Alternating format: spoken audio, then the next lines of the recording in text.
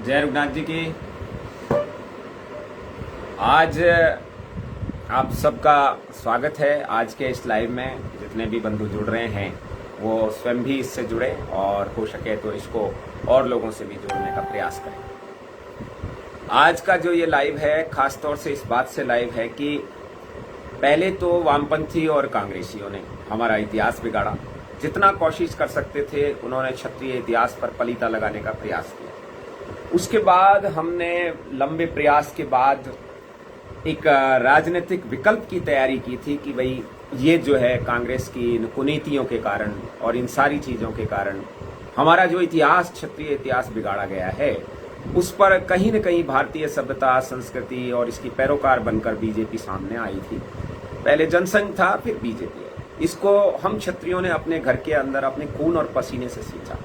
इसमें कोई दो राय नहीं है कि प्रारंभ में ये इस पार्टी को दूसरी और जातियों का उतना क्या बिल्कुल भी समर्थन नहीं था, पैर टिकाऊ लायक भी समर्थन नहीं था, लेकिन क्षत्रिय जाति ने इसको अपने कंधे पर अपने सिर पर इसको ढोया और परिणाम ये आया कि 1990 में ये पार्टी एक अच्छी पार्टी बन गई और पिछले 7 सालों से एक क्षत्र बहुत बढ़िया मेजोरिटी के साथ ये सत्ता में है। जब वाजपेयी जी की सरकार आई थी तब इन बातों का ज्यादा खुलासा नहीं हो पाया कि इनकी वास्तव में नीति क्या है, ये क्षत्रियों के विरुद्ध किस हद तक गिर सकते हैं, इस बात की उस समय इतना नहीं पता चला था। लेकिन हाँ, स्वर्ण समाज के साथ इन्होंने कई धोखे उस समय भी किए थे।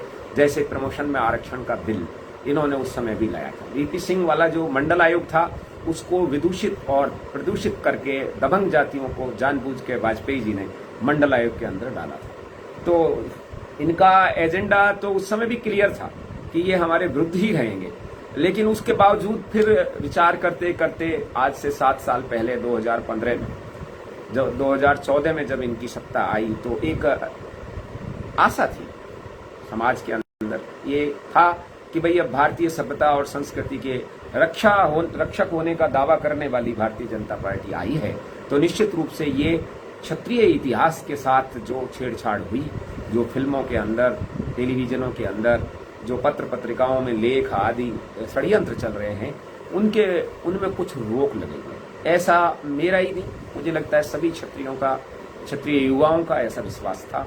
और यही कारण था कि भारतीय जनता पार्टी को बड़ी ताकत के साथ चुनाव जिताने का हम लोगों ने भरपूर प्रयास किया। हालांकि समझदार लोग उस समय भी इस बात को समझ रहे थे कि भारतीय जनता पार्टी की जो मानसिकता है वो क्षत्रिय विरोधी है, लेकिन फिर भी उस बात को दरकिनार करके युवाओं ने और समाज ने 95% वोटिंग भारतीय जनता पार्टी के पक्ष में एकजुट होकर की। वीरेंद्र सिंह जी शिमला साहब, जय रघुनाथ जी की, मुझे आशा है कि आवाज एकदम साफ आ रही होगी।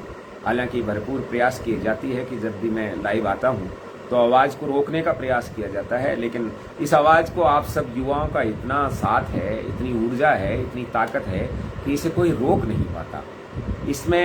इसको रोकने का जितना प्रयास किया जाता है ये उतनी ही मुखर होकर चलती है।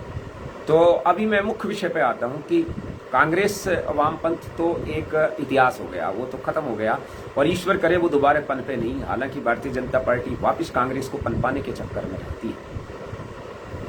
लेकिन आज जो हमारी सबसे बड़ी समस्या की जड़ है वो है भारतीय जनता पार्टी और आरएसएस जो है ये क्षत्रिय विरोधी छात्र धर्म के विरुद्ध में काम करते हैं। मेरा इनके आरएसएस के बड़े लोगों से कई बार मुखातिब हुआ हूं, उनसे चर्चा हुई है, उनसे विस्तार से इस बारे में बात हुई है। एक बेसिक अंतर है उनकी और हमारी विचारधारा में। उनका अपना एजेंडा है और हमारा अपना स्वाभिमान है, और उस एजेंडे में उनके में कहीं न कहीं हम क्षत्रिय आड़े आ रहे हैं, क्योंकि हमारी जो विचारधारा है, हमारी जो मूल पद्धति है, हमारा जो मूल संस्कार है वो उनके एजेंडे में फिट नहीं होता। क्या है उनका एजेंडा? उनका एजेंडा है कास्टलेस सोसाइटी की स्थापना करना। क्या?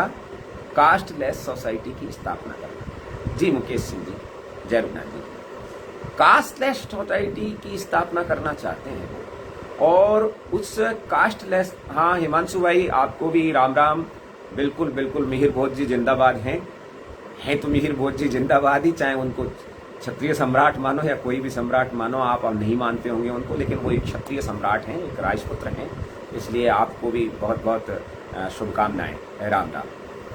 तो मैं बात कर रहा था कि ये जो आप भी सुनना, जो गुजर भाई जुड़े हैं वो भी इस बात को सुनना, क्योंकि षड्यंत्र के शिकार हम दोनों ही समाज हैं, ऐसा नहीं है कि कोई एक समाज हो इसका शिकार। तो मेन जो चीज है कि इन कास्टलेस सोसाइटी की स्थापना करना चाहते हैं। ये चाहते हैं जाति विहीन समाज की स्थापना, और जाति विहीन समाज की स्थापना में सबसे ज्यादा मेरे जैसे लोग, आप जैसे लोग, और हमारे जी रितु सिंह जी, प्रणाम आपको, छत्राणी रितु सिंह जी आप जुड़ी हैं, धन्यवाद।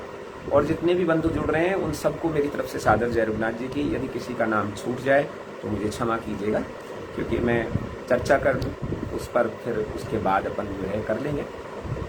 तो मेरा कहने का तात्पर्य यह था कि भारतीय जनता पार्टी और आरएसएस चाहते हैं कि कास्टलेस सोसाइटी की स्थापना करना, जाति विहीन समाज की स्थापना करना। इसमें कौन आड़े आ रहा है? इसमें आड़े आ रहे हैं हम, यानी क्षत्रिय।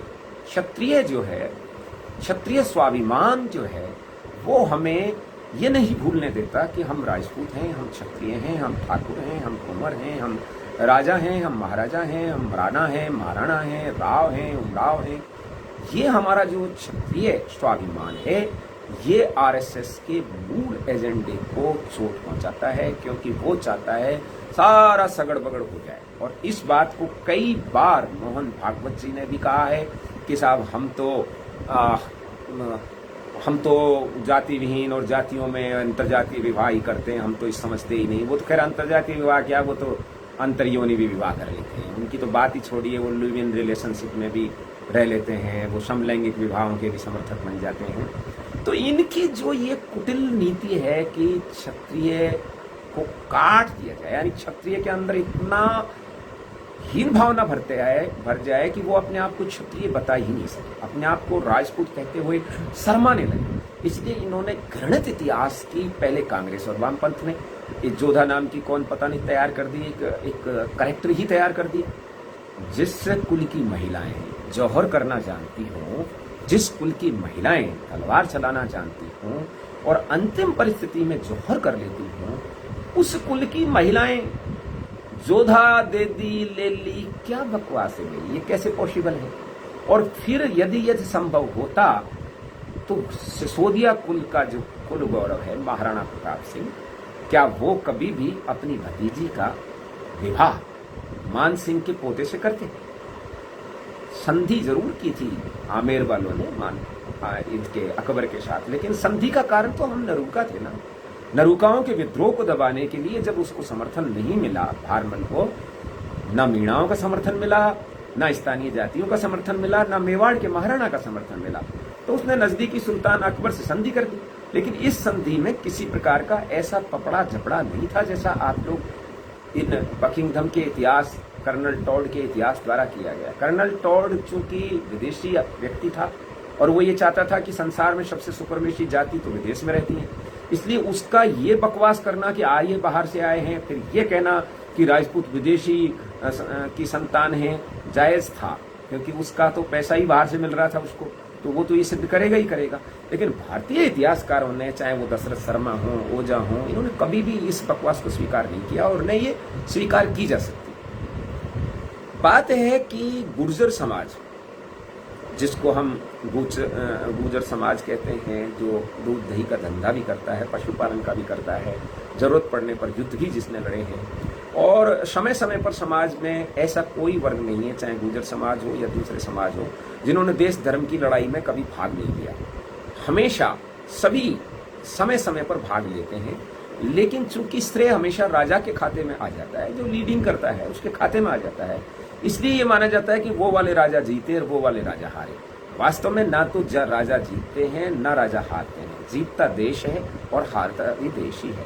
और देश के अंदर रहने वाली सभी जातियां, चाहे वो क्षत्रिय जाति हो या बिना क्षत्रिय जाति हो, उन सब का जीतने में भी योगदान होता है और हारने में भी उनकी कमियां होती हैं।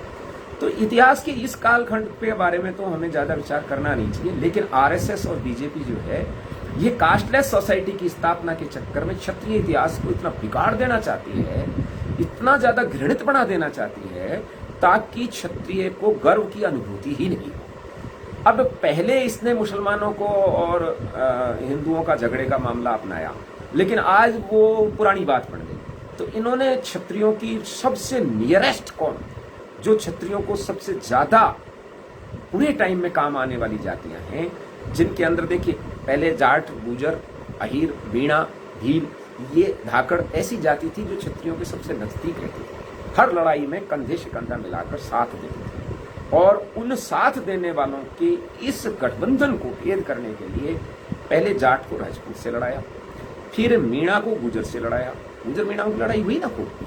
फिर इन्हें लगा कि गुजर राजपूतों की बहुत नजदीक जाती है, क्योंकि बहुत से कुल गोत्र राजपूतों के गुजरों के मिलते हैं, दूध का रास्ता है, खून का रिश्ता है। एक बार मेरे से एक भाई बोला था कि खून का रिश्ता कैसे है? क्यों भाई, राजा भाई का खून का रिश्ता नहीं है क्या? राजा भाई क्या हमारा भाई नहीं है क्या? तो खून का रिश्ता भी है, और दूध से खून बनता है, खून से वीर्य बनता है, वीर्य से डीएनए बनता है। तो ये कोई बात नहीं है, दूध भी बहुत महत्वपूर्ण चीज होती है। तो कहने का तात्पर्य ये है कि ये इतने नजदीकी समाज को तोड़ने के लिए आरएसएस ने हमारे गुर्जर भाइयों को ही हमारे सामने खड़ा कर दिया। ये जहां तक गुर्जर सम्राट वाला मामला चला, यह आज से 20-22 साल पहले पाकिस्तान में एक आईएसआई ने अपने एक एजेंट को भारत में भेजा। उसका नाम था अली हसन चौहान, और अली हसन चौहान गुर्जर सभा, जो पहले तो गुर्जर सभा गुजराती लोगों की सभा को गुर्जर सभा कहा करते थे, जिसके के मुंशी जी भी अध्यक्ष रहे हैं, और पाकिस्तान में जो चले गए, क्या नाम उनका, वो जिसने बंटवारे का जिम्मेदार था, वो क्या था, वो चला गया, वो भी इसका अध्यक्ष रहा है, जबकि वो मुस्लिम था। तो गुर्जर सभा का मतलब उस समय गुर्जर देश की सभा से था। ये 1952 तक की ये स्थिति है। उसके बाद भी ये स्थानवाचक ही शब्द है।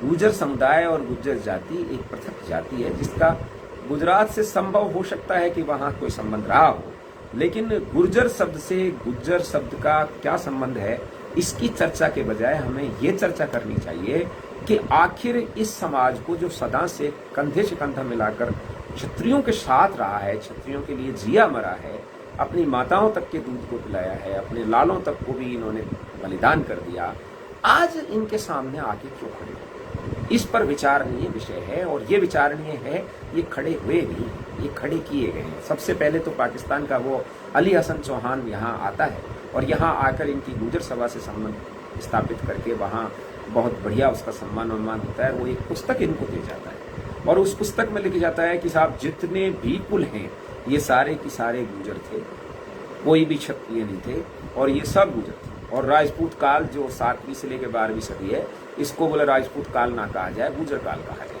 क्योंकि इस काल में राजपूतों की गुर्जर प्रतिहार नाम की क्लेन, जिसको बड़गुजर कहते हैं, जिसको प्रतिहार परिहार कहते हैं, उस क्लेन का काफी प्रभुत्व था, इसलिए इसको गुर्जर काल कहा जाए। नहीं, वो राजपूत काल ही कहलाएगा, क्योंकि गुर्जर प्रतिहार वंश जो है वो राजपूतों का वंश है, बड़गुजर वंश है। मेरा तो बड़गुजर कुल के सभी क्षत्रियों से भी अनुरोध रहेगा, आप अपने मूल शब्द गुर्जर प्रतिहार पर या बड़गुजर शब्द पर ही आए। ये जो आपने मढ़ाड़ से करवाड़, प्रतिहार, परिहार, पड़ियार, बड़ राघव लिखना शुरू किया है, इस पर विचार करें, आप बड़गुजर ही लिखें। आप, मेरी काकी साहब खुद बड़गुजर है, और हमारे कुलों में ऐसा कोई ही कुल होगा जिसका वैवाहिक संबंध बड़गुजर कुल से नहीं है, क्योंकि बड़गुजर कुल लक्ष्मण वंशी और लक्ष्मण वंशी बहुत उच्च श्रेणी के क्षत्रिय हैं, उच्च श्रेणी के राजपूत हैं, तो उनका कोई मतलब ही नहीं है इस चीज का कि अलग जाति हो। तो वहां से ये अली हसन चौहान के बाद शुरू हुआ। पहले तो गुर्जर समुदाय के कुछ युवा फेसबुक, ट्विटर और इन सब पर बकवास किया करते थे, और हमारे युवा भी उनको जवाब दिया करते थे, और हमारे जैसे समझदार लोग उनसे ये भी कहते थे कि नहीं भाई, गाली का जवाब हम गाली से नहीं दे सकते, हमारे भाई हैं, हमारे भाई हैं। उसके बाद क्या हुआ कि गुर्जर समुदाय का समझदार हिस्सा भी उन लड़के लपाड़ों के साथ में होती है। हमारे यहाँ क्या हुआ कि हमारे बच्चों के साथ समझदार समुदाय नहीं हुआ। कुछ एक मेरे जैसे लोग धीरे धीरे कहने लगे कि भाई इतिहास बिगाड़ रहे हैं, तो आप भी कोशिश कीजिए कि उसको शुद्धिकरण करते रहें। उसके बाद ये पकड़ लिया कांग्रेस, बीजेपी और आरएसएस, और सरकार इनके साथ होगी।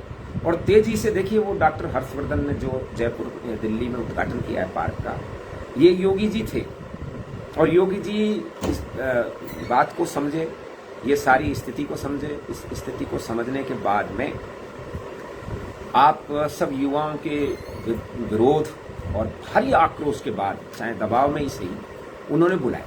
40 मिनट एकांत में मुलाकात हुई और उन्होंने पूरे विषय को ढंग से समझा और विषय को समझने के बाद वो इस बात पर बिल्कुल अडिग हो गए कि चाहे सत्ता जाए, पीएम बनूं ना बनूं, सीएम रहूं ना रहूं, योगी आदित्यनाथ रहे ना रहे, लेकिन वह कुल जिसका मैं खुद वंशज हूं, वो कुल किसी भी दृष्टि से दूसरी जाति से नहीं जोड़ा जा सकता।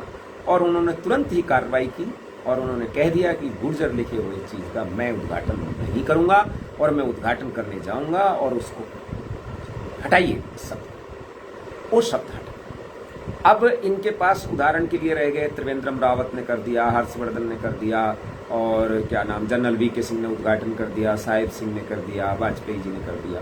पहली बात तो जब उस समय ये उद्घाटन हो रहे थे तब ये स्थानवाचक शब्द ही था और स्थानवाचक ही माना जा रहा था। किसी को नहीं पता था कि आप इसे जाति समझ लेंगे और जाति से जोड़ लेंगे। ये तो हमें तो अंदाजा जब लगा ना, जब आप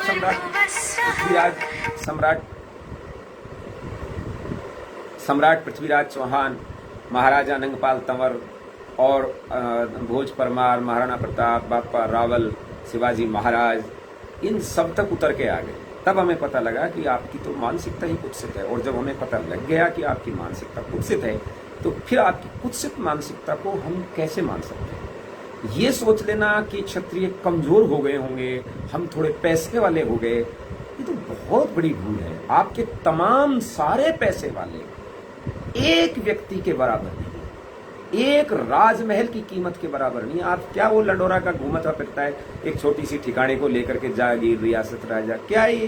क्या है ये ठिकानों को रियासत कहते हैं? अरे आप उसकी इतिहास तो देखिए। वहां क्या अकबर के किसके यहाँ दरबारी करते थे? मान सिंह के तो आप बहुत बदनाम करते हो, लेकिन मान सिंह तो सेनापति था, मान सिंह तो उसमें हिस्सेदार था। मान सिंह ने तो अकबर के झंडे में अपना झंडा घुसेड़ दिया, उसने तो अपना सूर्य का निशान उसमें लगा दिया, हरे झंडे में कटाकर बॉर्डर लगवा दी अपने झंडे की। ये लंडोरा वाले लंडुआ क्या कर रहे थे वहां? ये तो वहां चौकीदारी ही करते थे ना, उस चौकीदारी के लिए ही तो वो ठिकाना मिला है। फिर वो सम्राट हो गए, महाराजा हो गए। क्या बात कर रहे हो भाई? अरे जमीन पे तो टिका करो मेरे भाई। वो इतना बड़ा राजा हो गया, वो अब रोते फिरेंगे अगली बार जब टिकट नहीं मिलेगा। भाई की तरह रहना चाहिए। हमारे राजा भैया का कोई संबंध है उनसे, पता नहीं मेरे भाई लगते हैं कि मामा लगते हैं, इसलिए उनका सम्मान हमारा समाज करता था। लेकिन उनकी इस बकवास के बाद योगी जी का कार्यक्रम हो रहा है, वो वहां गुजर थे, गुजर हैं, गुजर रहेंगे, नाच लेना। फिर क्या मतलब है तेरा? कितना ही नाच, तू क्या कर लेगा उससे? हमारा सम्राट मिहिर भोज की बात चल रही है, तुम्हारी बात नहीं चल रही। तुम क्या है, 54 इंच का सीना, 52 इंच का सीना, 32 इंच का सीना है योगी जी का। सामने पैर क्यों छी रहा था जब इतना ही 54 इंच का सीना है? 32 इंच का सीना है केवल योगी जी का। बिल्कुल साधु का शरीर है। क्यों पड़ा था चरणों में अपने बेटे सहित में? यदि इतना ही तगड़ा है तो मेरे से कुश्ती लड़ लो, खली से लड़ लेना यदि इतनी हिम्मत है तो। एक बार जेल जाना खली का, दूसरे बार में यदि प्राण ना निकल जाए तो बताना क्या है ये कुश्ती लड़ने वाले हैं नहीं हमारे यहाँ। कुश्ती लड़ने वाले और मल्ल वाले मल्ल में हैं। उसका नाम है द ग्रेट खली, दलीप सिंह राणा। आंख नहीं मिला पाएगा उसके सामने, यो करके देखना पड़ेगा दिलीप सिंह राणा। केडी जादव का नाम सुना था? ओलंपिक रजत पदक लेके आया था, मराठा क्षत्रिय था। हमको सिखाओगे क्या होगा? देश रोता था ओलंपिक पदक के लिए। मेजर ध्यानचंद राजपूत लेके आए थे हॉकी में, और उसके बाद इंडिविजुअल पदक यदि कोई रजत पदक लेके आया, कौन था वो? राज्यवर्धन राठौड़ था वो। उसके बाद शूटिंग में पदक लेके आया, कौन लाया? जसपाल राणा लाया। उसके बाद दूसरे लाने लगे। तो भाइयों ऐसी इस तरह की बातें मत किया करो। ये देश के लिए पदक लाते हैं। अरे तुम कुश्ती लड़ते हो, तुम क्या हो क्या नहीं हो, चैंपियन हो तो बहुत अच्छी बात है ना, पर तुम इस तरह से बकवास करोगे। इतिहास तो बताना पड़ेगा ना। लो हम बताते हैं इतिहास तुम्हारा कैसे मिला था ये लंडोरा का लंडुआ, क्या किस तरीके से इसकी ये ठिकाना मिला, हम बताते हैं अब इतिहास। और खोल खोल के बताएंगे, आरटीआई लगा के तुम्हारे माथे पे चिपकाएंगे कि ऐसे मिला था अकबर की दरबानों की दरबानगी करते हुए। मान सिंह तो इतना बदनाम किया जाता है ना, जो कि अकबर का हिस्सेदार था, मनसबदार था, पर जो ये क्या है, जो खाली दरबारी कर बनने से ही काम चल गया। जब यदि आप ये कहते हो कि रियासत केवल मात्र गुलामी से बची, तो भाई समथरवाड़ी भी गुलामी से ही बची होगी, और ये लंडोरा वाली लंडवाड़ क्या है, वो ठिकाना जो ये भी गुलामी से ही बचा होगा। वहां खुद गुर्जर समुदाय के बड़े लीडर हैं, उन्होंने कहा, पहले भी बताया था कि क्या स्थिति है इनकी, क्या स्टेटस है। रियासत बोलते हैं जब आंख दिखाओ और दिखाई नहीं दे, जैसे कि नौकूटी मेवाड़ है, नौकूटी मारवाड़ है, इसको बोलते हैं रियासत। इसको बोलते हैं रियासत जैसे मेवाड़ है, इसको बोलते हैं रियासत जैसे हाडोती है, जैसे ढूंढाड़ है। ये 1.5-2 फीट के एरिए को रियासत नहीं बोलते हैं, इनको बोलते हैं ठिकाना। ऐसा ठिकाना तो बसेठ भी है, इस ठिकाने को कोई रियासत नहीं कहा करते। खैर चलो, हमारा ध्यान वहां जाना भी नहीं चाहिए था। तो मेरा कहने का मतलब ये है कि इन्होंने इस तरीके से ये प्रोपोगेंडा चालू कर रखा था और उस प्रोपोगेंडा पर अब लग गया है विराम। अब यहां से उल्टा चलेंगे, योगी जी का ये विरोध करेंगे, करो भाई योगी जी का विरोध, और जम के करो। योगी जी राजनीति में है और राजनीतिक लोगों का विरोध करना सबका अधिकार है, हमारा इसमें कोई दिक्कत नहीं है। जहां तक बात है हमारी और योगी जी की मुलाकात में, इस बात की, उनको इस बात की चिंता थी कि गुजरों का कितना वोट जाएगा, लेकिन मैं आपको फिर बता रहा हूं, योगी भाग्यशाली व्यक्ति है। यदि उसे पीएम बनना होगा तो बनेगा, किसी को रोके नहीं रुकेगा। ऐसे ही सीएम बना था, सीएम बनना दोबारा लिखा होगा तो बनेगा, किसी के रोके नहीं रुकेगा। महादेव का आशीर्वाद उसके ऊपर है। लेकिन ये जो बीजेपी और आरएसएस है, असली शत्रु हमारा ये है, और इसकी शत्रुता का मुख्य कारण ये है कि ये कास्टलेस सोसाइटी की स्थापना करना चाहते हैं और इसमें क्षत्रिय सबसे आड़े आ रहे हैं कास्टलेस सोसाइटी। अब आज का जो लाइव है ये बात करने पे है कि आगे हमें करना क्या है। देखिए, हमारे पास साधन कोई बहुत ज्यादा नहीं है, ये सही बात है, और मैं स्वयं भी कोई इतना बड़ा समाज का नेता नहीं हूँ कि मेरे को सारे लोग जानते हों, ऐसा भी नहीं है। बहुत कम लोग हैं, ज्यादा से ज्यादा क्षत्रिय योग संघ, क्षत्रिय वीर ज्योति मिशन, आईवान सिंह स्मृति संस्थान, करणी सेना के लोग और क्षत्रिय महासभाओं से जुड़े लोग, राजपूत उत्थान सभा से जुड़े लोग, ये लोग खासतौर से मुझे जानते हैं। लेकिन मेरा कद इतना बड़ा नहीं है कि पूरा भारत का राजपूत मुझे जानता हो, यहाँ तक कि मेरे को चंद लोग ही जानते हैं। लेकिन इतनी कम साधनों से, सीमितता के बावजूद हम किस तरीके से हमारे धरोहर को, अस्तित्व को बचाएं, इसके लिए मैं चिंतित जरूर रहता हूं। इसमें आप सबके सहयोग की जरूरत है, और ये जब संभव है जब हम, देखिए, हर एक व्यक्ति को इतिहास की सही जानकारी देना हमारी जिम्मेदारी है। जो स्वयं जानते हैं वही दूसरों को बता सकते हैं, तथ्यपरक और प्रमाण के साथ। कोई भी ऐसी बात बेसिर पैर की नहीं करनी चाहिए जिसका कोई प्रमाण बाद में नहीं, तो माहौल बन जाता है। और पूरी बात प्रमाणिकता के साथ रखें।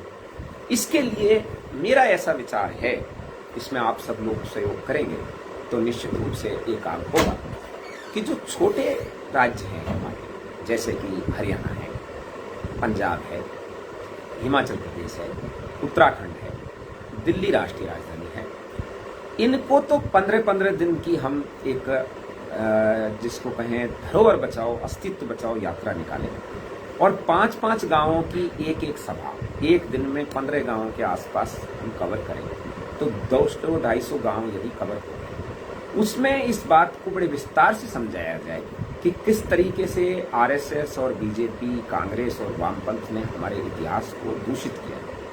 प्रमाणों के साथ इस बात को बताया जा सकता है, और इस दूषित होने के कारण ही हमारे विरोधी हम पर हावी रहने का प्रयास करते हैं। हालांकि अभी तक ऐसी सिचुएशन आई नहीं, कोई भी मोर्चा अभी तक अपन हारे नहीं, क्योंकि माँ भवानी का आशीर्वाद हमेशा सत्य के साथ होता है।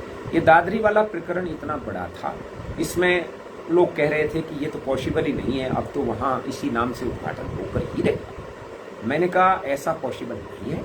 इस नाम से उद्घाटन होने का मतलब ये है कि भारतीय लोकतंत्र की ताबूत में आखिरी कील का ठोका जाए। यदि ये लोकतांत्रिक तरीके से हमारी बात नहीं मानेंगे तो मजबूरी में हमको शक्ति का प्रयोग करना पड़ेगा, जो हम चाहते हैं, क्योंकि भारत भूमि से हमारा रागात्मक संबंध है। इस धरती पर ऐसी कोई जगह नहीं है जहां हमारा रक्त, हमारा खून, हमारे पूर्वजों की यादें समाई हुई हैं। इसलिए हम इस अपने ही घर के किवाड़, गेट, दरवाजे, खिड़की नहीं तोड़ना चाहते। हम इस पर किसी प्रकार से कोई नुकसान नहीं पहुंचाना चाहते।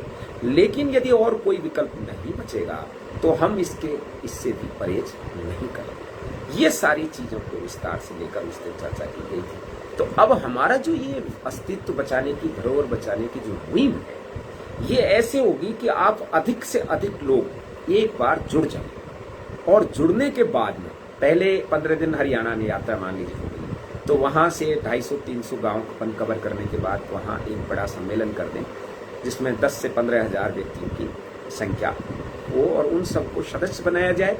हर ग्रामीण लेवल पर कम से कम 10 व्यक्ति हमारे यदि हो जाएं, तो इतिहास भी बच जाएगा, समाज भी बच जाएगा। समाज को करना क्या होगा, जिन्हें हम राजनेता चुनकर भेजते हैं, इनकी नाक में नकेल कसने का काम करना है। इनके जरिए ये सारा काम कराना होता है, इनकी जिम्मेदारी है ये काम करने की। ये हमारी कालवी साहब की, सुखदेव जी की या और राजनीति सामाजिक नेताओं की जिम्मेदारी नहीं है। ये जिम्मेदारी राजनेताओं की है, जिन राजनेताओं को अपन चुन चुन के भेजते हैं। जिन राजनेताओं को चुन के भेजा जाता है वो हमारे समाज का प्रतिनिधित्व नहीं करते। इतनी बुरा हाल है। उस दिन जब योगी जी से मिलने गए तो जनरल साहब मिले। जनरल साहब ने कहा, अरे आप 30 साल तक कहाँ सो रहे थे नलूका जी? मैंने कहा साहब 30 साल से सो नहीं रहे थे, पहले तो कर रहा था भारत सरकार की सेवा। जैसे आप जनरल थे, मैं भी छोटा मोटा कर्मचारी था सीआई से। लेकिन उस दिन मैं जगा हुआ था जिस दिन आप उद्घाटन कर रहे थे किसी गुजर सम्राट नाम से। लेकिन आपके पीछे उस समय जाट पड़े हुए थे, आपके पीछे उस समय सुनपैठ की वजह से दलित पड़े हुए थे, आपके पीछे उसी समय मुस्लिम पड़े हुए थे। मैं नहीं चाहता था कि क्षत्रिय युवा आपके पीछे पड़ जाएं और बीजेपी आपकी छुट्टी कर दे मंत्रालय से। तो बोले हाँ ये बात तो है। तो मैंने कहा आप गए नहीं, महाराजा नंगपाल तंवर का भी गुजर सम्राट का उद्घाटन कर दिया, आपको जाना चाहिए था, उसमें नहीं गया। बोला हाँ यार हमको तो गुजर ही बना दिया। मैंने कहा हाँ यार नहीं हुकुम, आपको सब बना के ही रहेंगे। यदि आप वहां बैठ करके इस तरीके से व्यवहार अपनाओगे तो ये होकर रहेगा। लेकिन इतने कमजोर है हमारे राजनेता। जनरल साहब जिनसे पाकिस्तान थर्राता था, वो आजकल अपने इतिहास को भी नहीं बचा पा रहे। तोमर साहब की तो बात ही छोड़, नरेंद्र सिंह जी की, वो तो अपना खुद को राजपूत नहीं बता पा रहे, खुद ही गुजर हो गए हैं। तो मेरा कहने का मतलब ये जो ये राजनेता है, इनकी नकेल कसने के लिए हर गांव में हमारे धरोहर बचाओ वाली टीम के 10 युवा, और इन जब भी ये राजनेता नहीं बोले इनका जमकर तिरस्कार करें, इनके इतना भयंकर तिरस्कार करें कि इनको केसरिया पगड़ी दिखाई दे और इनके कान खड़े हो जाए। इनको ऐसा महसूस होने लगे कि कोई न कोई मामला गड़बड़ाने वाला है। तो ये गांव-गांव टीम राजपूत राजनेताओं के नकेल पहले कसना जरूरी है। अब रही बात गुर्जर समुदाय की बात, देखो लेट सेठ गुर्जर समुदाय को भी ये समझना पड़ेगा कि हम एक ही परिवार की शाखाएं हैं, और उस परिवार की शाखा में हम क्षत्रियों को कुछ सीखना है तो उनके साथ रहकर सीखना, उनका विरोध करके नहीं सीख सकते। विरोध करके आपके आइडल दूसरी कौम के लोग हो जाएंगे तो आप कैसे क्षत्रित्व की चीजों को सीख पाएंगे। गुर्जर समुदाय का कभी भी मैंने व्यक्तिगत रूप से भी कभी विरोध नहीं किया, व्यक्तिगत रूप से भी बहुत सम्मान करता हूं, क्योंकि मेरे अंदर में उनके सम्मान का कारण है धाबाई वर्ग। जो हमारा धाबाई वर्ग है, इस धाबाई वर्ग के कारण हम सारे गुर्जर समुदाय का विशेष सम्मान करते। जब वहां योगी जी ने एक बात कही कि यार सभा तो गुर्जरों की है और सम्राट मिहिर भोज प्रतिहार तो ठीक है, उस पर से तो गुर्जर हट जाएगा, लेकिन मैं गुर्जरों को क्या बोलूं, तब मैंने एक बात उनसे कही थी कि आप गुर्जरों को बताने के लिए धन सिंह जी कोतवाल और गुर्जर क्रांति में जो 1857 की क्रांति में गुर्जर योद्धाओं ने भाग लिया, उनकी आप तारीफ के पुल बांधिए और उन्हें आप नमन कीजिए, याद कीजिए, और लगे हाथ आप माता पन्नाधाय का भी जिक्र कीजिए। और योगी जी का वो भाषण उस समय वही तैयार हो गया था, और उस भाषण के कारण ही योगी जी ने दृढ़ता के साथ अपनी बात रखी। मेरा आपसे अनुरोध ये है कि बहुत जल्द हमको इसका परमानेंट सॉल्यूशन करने की जरूरत है। गांव-गांव यदि हमने अपने कार्यकर्ता तैयार कर लिए तो आवश्यकता है इतिहासकारों की एक कमेटी की। ऐतिहासिक महापुरुष हो चाहे वर्तमान महापुरुष हो, किसी की भी प्रतिमा कहीं भी लगे, हर राज्य में इतिहासकारों की कमेटी हो और एक सेंटर कमेटी केंद्र सरकार में, और फिर डिस्ट्रिक्ट लेवल पर भी ये कमेटी हो कि जिला लेवल पर भी यदि कोई प्रतिमा लगाना चाहे तो उस पर क्या नाम लिखा जाएगा और किस तरीके से उसका उद्घाटन किया जाएगा, ताकि ये झंझट ही खत्म हो। कब तक लड़ोगे? भाई भाई हो, गुर्जर लड़ेंगे, राजपूत लड़ेंगे, जाट लड़ेंगे, मीणा लड़ेंगे, अहीर लड़ेंगे, भील लड़ेंगे, धाकड़ लड़ेंगे। क्यों लड़े भाई, क्यों लड़े? लड़ने की जरूरत ही कहाँ है? राजा तो सबका पिता होता है, कोई आपत्ति नहीं है, लेकिन राजा का अपना कुल होता है, अपना वंश होता है। उस कुल और वंश पर कब्जा मत करो, राजा पे खूब। राजा से के लिए आपको कोई मना नहीं कर रहा, आप ही के राजा हैं, आप ही के लिए लड़े थे। अब महाराणा प्रताप, उनको सारी दुनिया पूछती, हम तो कभी भी ये नहीं कहते कि महाराणा प्रताप को दूसरे क्यों पूछते। श्री राम को, श्री कृष्ण को सारी दुनिया पूछती, पूछना चाहिए, सबके हैं, राम तो सबके हैं ना। लेकिन कोई ये कहे कि नहीं साहब सूर्यवंश, इक्ष्वाकु वंश, वो भी दूसरों के हो गए, वो नहीं। तो उसके लिए हमको गांव गांव जाने के लिए ये अस्तित्व बचाओ, धरोहर बचाओ, विरासत बचाओ नाम से यात्रा निकालनी पड़ेगी। और उस यात्रा की रूपरेखा बहुत जल्दी तैयार की जा रही है। इतना बड़ा व्यक्ति तो मैं नहीं हूँ कि सब लोग मुझे जानते हों, लेकिन जितने लोग मुझे जानते हैं वो लोग इसमें सहयोग करेंगे, और जब वो सहयोग करेंगे तो ये कारवां आगे बढ़ेगा। तो आज की बात चर्चा इतनी ही रहेगी। कोई बंधु को बात बुरी लगी हो क्षमा कीजिएगा। जय हिंद।